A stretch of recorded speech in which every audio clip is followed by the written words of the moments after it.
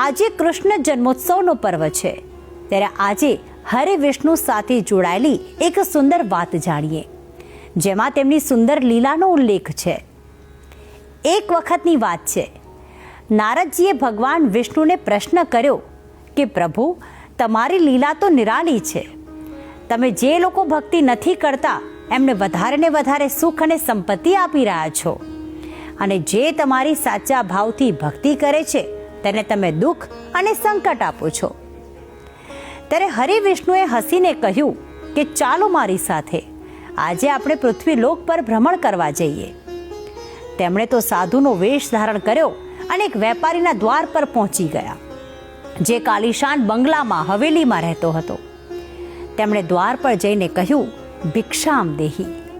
તો વેપારી આવ્યો અને કહેવા લાગ્યો કે આ શું સવાર સવારમાં આવી જાઓ છો ભીખ માંગવા? હજી ભોજન બન્યું પણ નથી, મેં કર્યું પણ નથી, અને તમને પહેલાં આપી દઈએ. જાઓ, અહીંથી આગળ જાઓ.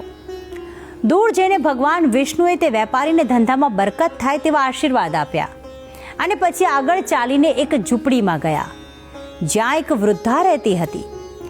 જ્યારે તે ત્યાં પહોંચ્યા ત્યારે તે માળા કરી રહી હતી. તેમણે દ્વાર પર જઈને કહ્યું, ભિક્ષામ દેહી. તો વૃદ્ધા તરત આવી ગઈ અને કહ્યું કે મારી પાસે અન્ન તો નથી, પણ મારા આંગણામાં જે ગાય બાંધેલી છે તેનું દૂધ આપીને તમને દોહીને આપી દઉં છું. નારદજી અને વિષ્ણુ બંને દૂધ પીધું.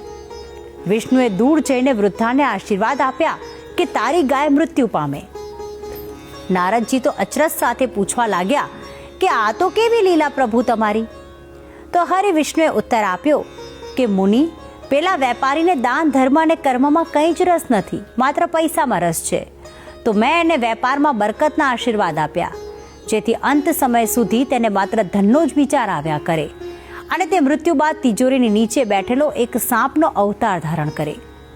જ્યારે પેલી વૃદ્ધા જો કોઈ જે ગાયનો જ વિચાર કરશે, અને તેને અંત સમય પણ તેની જ ચિંતા રહેશે, જેથી મેં એને ગાયના મૃત્યુના આશીર્વાદ આપ્યા, જેથી તે અંત સમયમાં મારા નામનું જ સ્મરણ કરે અને મૃત્યુ બાદ સ્વર્ગલોકમાં એટલે કે મારી સમીપ વાસ કરે.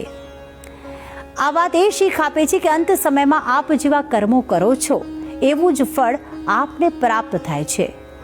જેથી કૃષ્ણ કહે છે કે હંમેશા સારા કર્મો કરીને પ્રભુનું સ્મરણ જ મોક્ષ પ્રાપ્તિ કરાવે છે. અને હવે આ વાત એક સુવિચાર દ્વારા પણ સમજી લઈએ. આજનો સુવિચાર: અંત સમયમાં જ્યાં આપણી મતિ હોય છે ત્યાં જ આપણી ગતિ થાય.